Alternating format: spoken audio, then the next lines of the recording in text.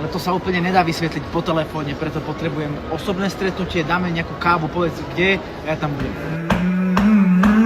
Koľkokrát za deň masturbuješ? Lebo štát nechce, aby si to vedel. Ale ja ti ukážem jednu prezentáciu a pochopíš. Ja dneska podpisujem jedného bonitného klienta, tak ma prosím ťa neoberaj o čas, čau. Chcel by si aj ty také? Poď tu správne. Pracujem ako výkonný manažér a analytik V sektore dlhopisov, financií, ale aj rôznych kryptomien a burs. Pretože ak chce s vlkmi byť, musí s vlkmi byť. Ale ne, ty nerobíš podo mnou, ty robíš so mnou. Tu je môj mentor, tu som ja, tu si ty a tvoji kamaráti a tu sú vaši klienti. Krásna schéma úspechu.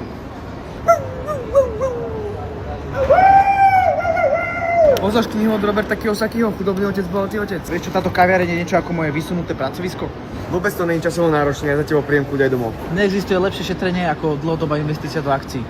A už včera bolo neskoro. Ja viem, ja už to robím akože dlho. Cez aplikáciu XTB. STB? Tu som si našiel indexy, do ktorých chcem investovať. Mám tu napríklad najsilnejšie firmy Ameriky, S&P 500. Takisto najsilnejšie firmy v Európe.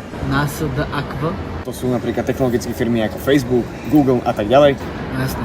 Môžem si to upravať ako ja chcem, kedy chcem. Ale to môže mať toľko poplatkov, toľko blbostí, že musíš platiť. Pokiaľ iba investuješ, tak to máš úplne zadarmo. Ja som do toho nedal zatiaľ ani jeden cent. Kto ti dá dneska čo zadarmo? Napríklad XTB. Ak si do 20. decembra založíš účet, zaregistruješ sa a niečo investuješ, tak od nich dostaneš jednu akciu zadarmo.